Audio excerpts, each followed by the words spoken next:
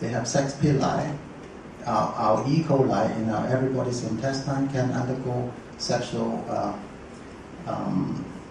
genetic exchange. Whether they play or not, I don't know.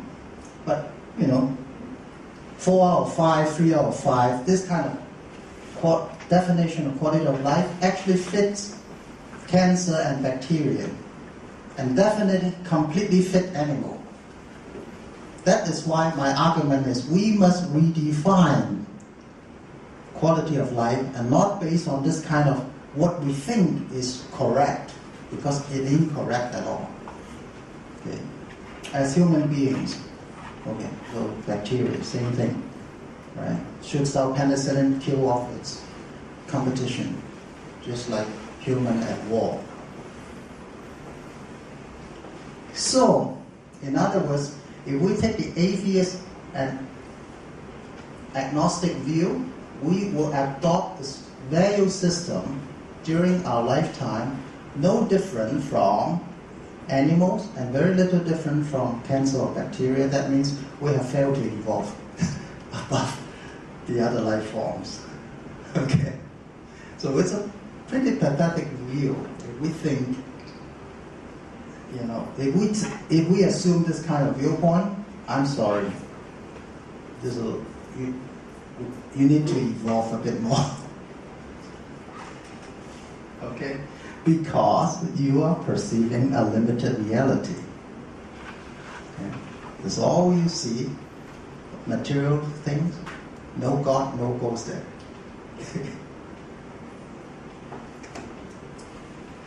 So, all the agnostic and atheists will see is single cell, birth, living, die, no consequence. That's it, just a bunch of biochemistry reaction.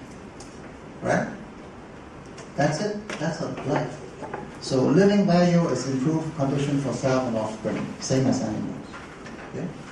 So that is what the atheist and agnostic is. Now, the opposite of that, the believers in God, the theism, how do they feel? Well, they feel human beings have a soul. We're born with that. And then throughout our living is a matter of choices. We always make choices, good or bad, and so on. And then after we die, there are consequences. That's not the end of story. The story just begins. Right? So that is the believer in God thing. So then the living value is good, bad, heaven, hell. Now notice, this falls into duality, okay? It's good, we have evolved a little bit, but it's still in the duality trap. So that is the evolution, ape, man, and then, okay. So this is the evolutionary path of the theism, as opposed to the guy with the big fat drink. Now, the big question here is, yes, we have evolved, but is this evolution due to survival advantage or perceiving a broader reality? Okay, this is one of the central questions. We have evolved to become spiritual or believe in God because what? Well, there are two motivations. Okay, one is we actually perceive a broader reality. We actually somehow see God, right? So seeing is believing. Or we don't see God and ghosts either. And we don't know why we believe, but it has certain survival advantage for our species.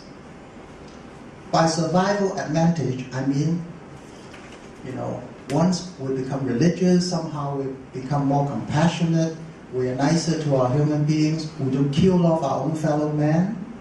Not only do we do that, we try to do a lot of charity work, and we salvage poor, starving, deceased children, and so on and so forth. So in the process, we are preserving the human species because we're doing all this altruistic, compassionate, charity work in order to what? Preserve our gene pool, preserve more helpless children for them to grow up, right? So we are actually perpetuating the same species, same way as a cancer cell is perpetuating more cancer cells, or bacteria, protecting its own bacteria and killing of others. So is it just a biological phenomenon, or is there something real here? That is one of the central questions we need to tackle. So before I go into segment 2, is there any questions so far? How are we doing with time?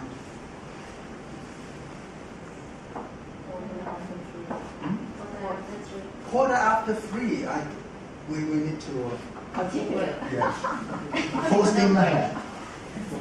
So now let's look at the atheists, okay, the believers.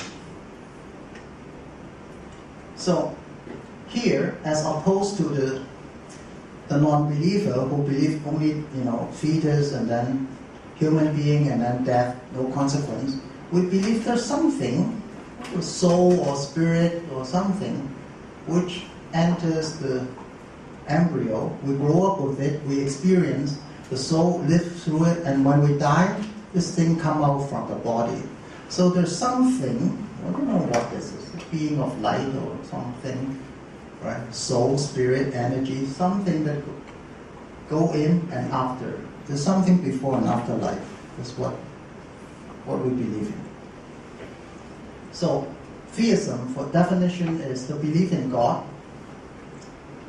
or the belief that one God creates and rules human and the world, right? The one God. Now I deliberately choose this Eastern imagery of God rather than the traditional Christian white old man, because just to show you that this kind of concept is cultural. It depends on the culture. In other words, this kind of imagery is just an expression, right? It's not the truth. It's just like that elephant, okay? The fan, it's not really a fan, okay? The elephant ear is not a fan. It's just a language, an expression, an imagery to try to express something. Okay, not necessarily accompanied by the belief in the divine revelation, such as through the Bible. Revelation is end of the world. Okay? So some religions don't believe. They believe in God, but they don't believe in the end that God will come and kill everybody. No, that's only the Bible, the Revelation. Well, there are other belief in gods, existence of God or gods. Right? Gods are deities, what we call, okay? And here is 42 peaceful Bardo deities. Bardo are what we see after death. During the death transition period, we see these peaceful, and sometimes they are not very peaceful either. But this is what the Eastern culture, mainstream Buddhists are not mainstream Buddhists. Actually I can say Tantric Buddhism especially, and some Mahayana Buddhism. Let's just say generally, many Buddhism believes in this transition period after death. You see other deities, you see other gods, and then they exist. Deities are God or goddess and other divine beings, okay? So there's one God or many gods. So the theist view of causality, what's causing all this phenomenon? God. God is causing it. Right? God creates the spirit or the soul, and God